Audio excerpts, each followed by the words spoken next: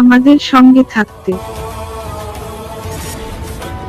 হ্যাঁ, আমাকে যে পারতেই হবে, তাছাড়া আমার কাছে যে আর কোনো উপায় নেই। ঠিক আছে, এখন তুমি আমাদের সঙ্গে আমাদের বাড়িতে যাবে।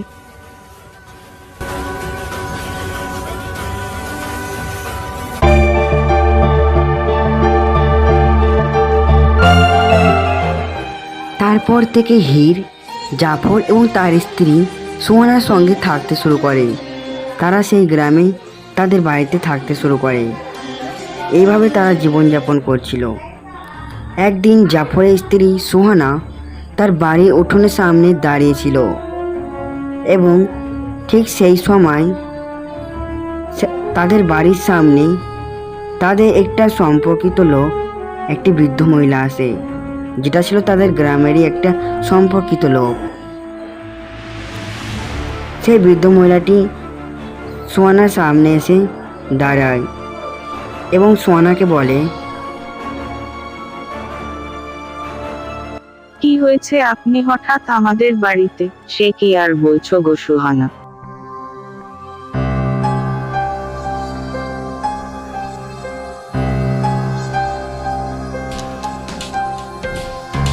তুমি আমার সঙ্গে এসো।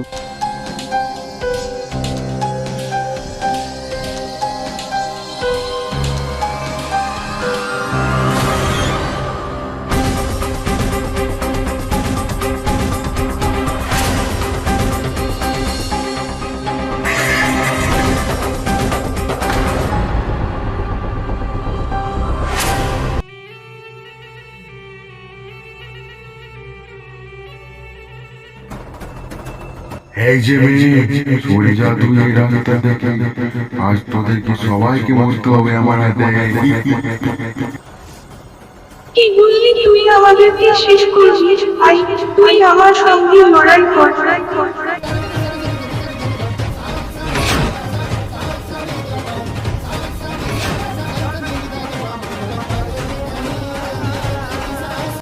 এই যে মেয়ে, কে তুই? তোর আসল পরিচয় কি? ছেড়ে দে আমায়, ছেড়ে দে বলছি, ছেড়ে দে। আমি আর কোনোদিন এখানে আসবো না, ছেড়ে দে আমায়।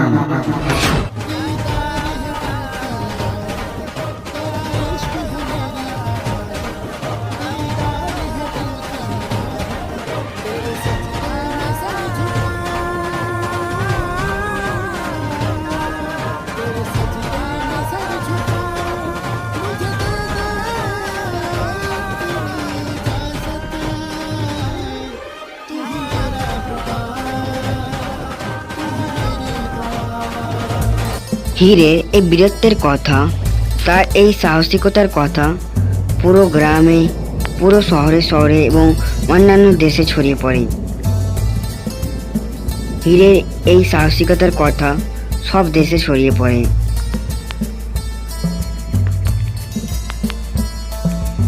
এবং তারপর হীরের মা সুহানা হীরকে একটা জঙ্গলে নিয়ে আসে এবং বলে,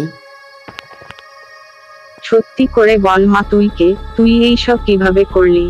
এই কাজ কোনো সাধারণ মানুষ তো করতে পারে না।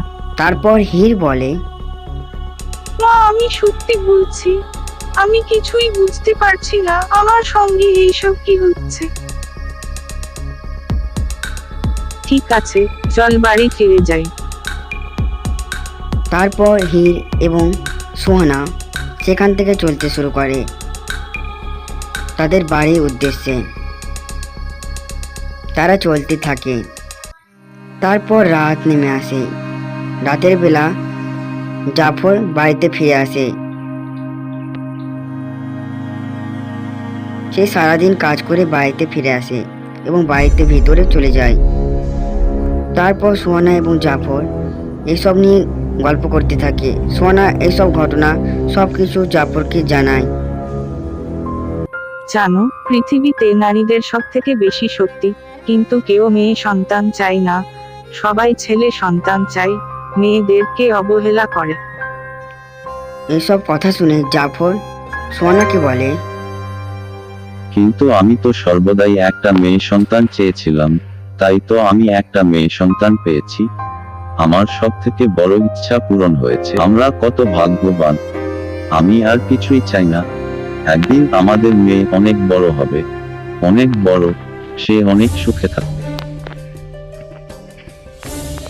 এইভাবে তারা গল্প করতে থাকে। তারা এইসব কথা নিয়ে অনেক রকম গল্প করতে থাকে।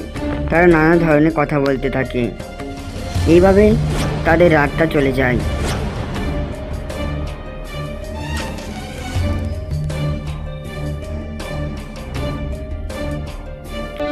পরদিন সকালে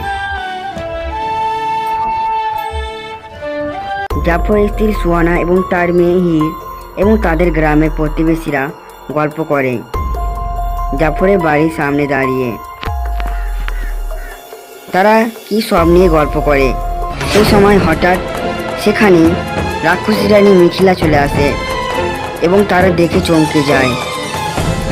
তারপর মিথিলা হীরের ওপর জাদু শক্তি প্রয়োগ করে।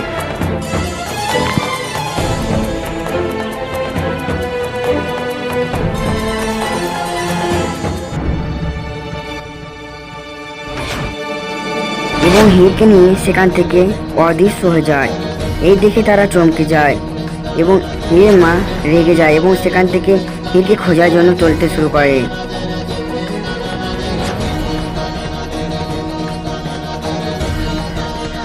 এবং সেখান থেকে হীরের মা চলতে থাকে। তারা সবাই কিছুই বুঝতে পারে না। তো বন্ধুরা, হীরের জীবনে কোন বিপদ আসতে চলেছে এবং এই রাক্ষসী রানী মিথিলা কি এবং তার আসল পরিচয় কি, হীরের জীবনে কি বিপদ আসতে চলেছে সেটা জানবো আমরা পরের পর্বে। আজকের ভিডিওটা যদি ভালো লাগে তাহলে সাবস্ক্রাইব করে বেল আইকনটি বাজিয়ে দিও। দেখা হবে পরের পর্বে। ধন্যবাদ।